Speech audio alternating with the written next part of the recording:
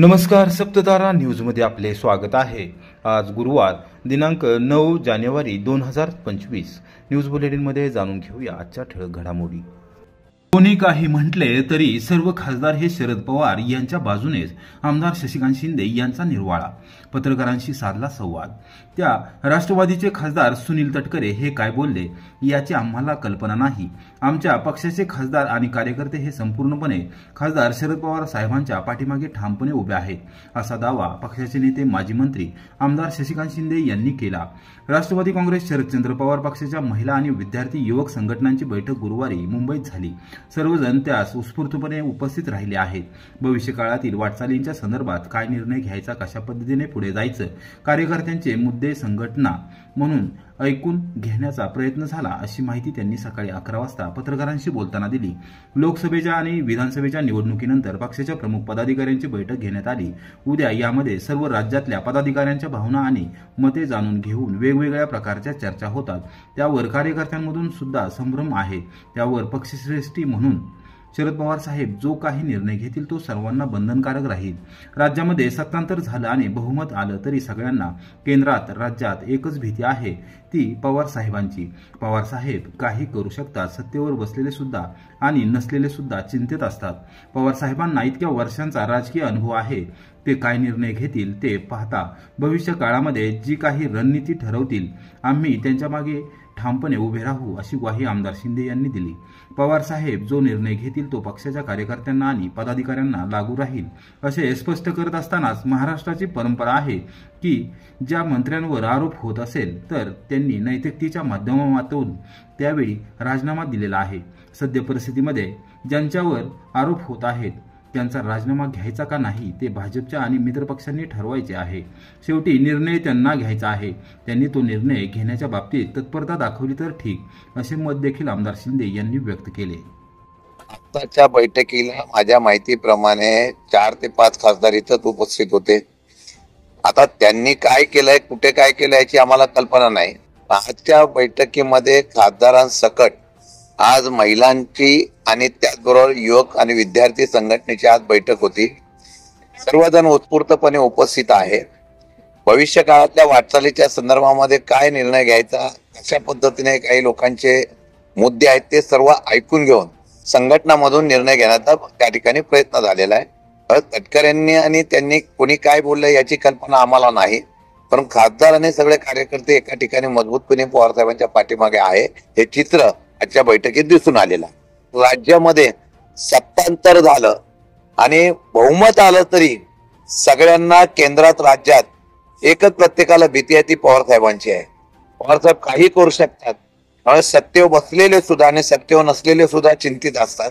मला वाटतं की पवार साहेबांना इतक्या वर्षाचा राजकीय अनुभव इतका मोठा आहे, त्यामुळे ते निर्णय काय घेतील, त्यांची आतापर्यंतची भूमिका ते भविष्य काळामध्ये जी काय रणनीती ठरवतील त्याच्या पाठीमागे आम्ही सगळेजण ठामपणाने उभे राहू।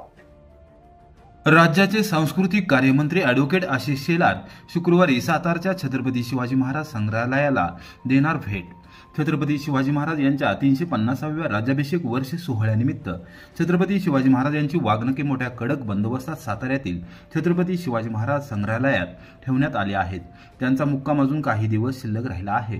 राज्याचे सांस्कृतिक कार्यमंत्री ॲडव्होकेट आशिष शेलार हे शुक्रवार दिनांक 10 डिसेंबर रोजी दुपारी 2:35 भेट देणार आहेत। सांस्कृतिक कार्यमंत्री पहिल्यांदा साताऱ्यात येत असल्याने त्यांच्या दौऱ्याची उत्सुकता इतिहास प्रेमींमध्ये लागून राहिली आहे।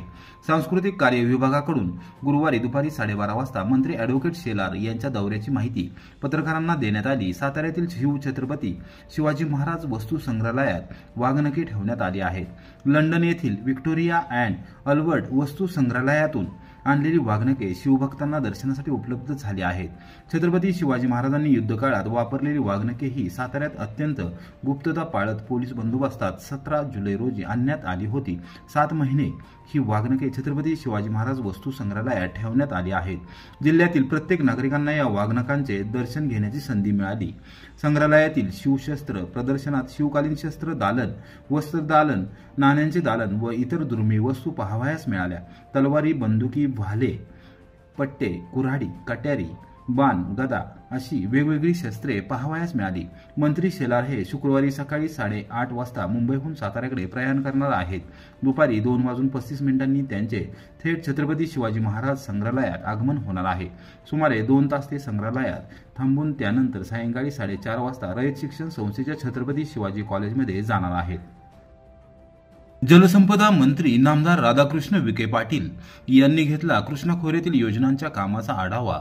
ग्रामविकास मंत्री नामदार जयकुमार गोरे यांची होती उपस्थिती. राज्याचे नूतन जलसंपदा मंत्री नामदार राधाकृष्ण विखे पाटील यांनी मुंबईतील सह्याद्री अतिथीगृहामध्ये कृष्णा खोरे विकास महामंडळ अंतर्गत येणाऱ्या प्रकल्पाचा आढावा उच्च पदस्थ अधिकारी व अभियंत्यांकडून घेतला आहे. यावेळी आपण स्वतः उपस्थित होतो. दुष्काळी भागातील सर्वसामान्य जनता आणि शेतकऱ्यांशी निगडीत पाणी प्रश्न लवकरात लवकर मार्गी लावावा यासाठी धोरणात्मक निर्णय लवकरच घेतले जाणार असल्याची माहिती ग्रामविकास मंत्री नामदार जयकुमार गोरे यांनी दिली. गुरुवारी दुपारी 3 वाजता त्यांनी या बैठकीबाबतची माहिती स्थानिक पत्रकारांना दिली. महायुती सरकारमध्ये जलसंपदा विभागाची जबाबदारी नामदार राधाकृष्ण विखे पाटील यांच्यावर सोपवण्यात आली आहे. सह्याद्री अतिथीगृहावर कृष्णा खोरे विकास महामंडळाच्या सर्व विभागीय अभियंत्यांसमवेत बैठक झाली. यावेळी महामंडळाच्या कामांचा विस्तृत आढावा घेण्यात आला. विभागांतर्गत सुरू असलेले प्रकल्प, आगामी आवर्तने याबाबत सविस्तरपणे संपूर्ण परिस्थिती जाणून घेत अधिकाऱ्यांना योग्य त्या सूचना नामदार विखे पाटील यांनी दिल्या आहेत. यावेळी गुरुवर्य लक्ष्मणराव इनामदार झेकटापूर उपसा जलसिंचन योजना अर्थात आंधळी योजनेच्या उर्वरित कामांबाबत, विस्तारित झेकटापूर योजनेची कामे सुरू करण्याबाबत, औंध उपसा जलसिंचन योजना प्रकल्पाची सुप्रमा उरमोडी थेट पाईपलाईनचे काम व सुप्रमा नियोजित सोळशी धरण आदी कामांबाबत मंत्री नामदार राधाकृष्ण विखे पाटील आणि उच्च पदस्थ अधिकारी अभियंत्यांसमवेत सकारात्मक चर्चा करण्यात आली असल्याचे नामदार जयकुमार गोरे यांनी सांगितले. वाई MIDC मधील ATM मशीन चोरट्यांनी फोडले. तब्बल 17 लाखांची रोकड चोरट्यांनी केली लंपास. पोलीस ठाण्यात गुन्हा दाखल. वाई MIDC मधील श्रीनिवास मंगल कार्यालयाशेजारीच असणाऱ्या ATMवर अज्ञात चोरट्यांच्या टोळीने कटरच्या सहाय्याने तोडफोड करत त्यातील 17 लाखांची रोकड लंपास केली आहे. चोरट्यांच्या चोरीची पद्धत पाहून पोलीस देखील चक्रावून गेले आहेत. या प्रकरणी वाई पोलीस ठाण्यात गुरुवारी सकाळी 11 वाजता गुन्हा दाखल करण्यात आला आहे. वाई MIDC मध्ये श्रीनिवास मंगल कार्यालयाशेजारी ATM मशीन बसवण्यात आले आहे. MIDC मध्ये विविध कंपन्यांमध्ये काम करणाऱ्या कामगारांना आर्थिक व्यवहारासाठी या ATM सेंटरचा उपयोग होत होता. हे ATM सकाळी 7 वाजता उघडायचे आणि रात्री 11 वाजता बंद केले जात होते. या ATMवर चोरट्यांची टोळीची नजर होती. दिनांक 8 डिसेंबरच्या मध्यरात्री 2 ते 3 वाजण्याच्या सुमारास चोरट्यांच्या टोळीने कटरच्या सहाय्याने ATMची तोडफोड केली. ATM मशीनमधील 17 लाख रुपयांची रोकड लंपास केली. MIDC मधील कामगारांसह अनेकांनी याबाबतची माहिती वाई पोलिसांना सकाळी कळवली.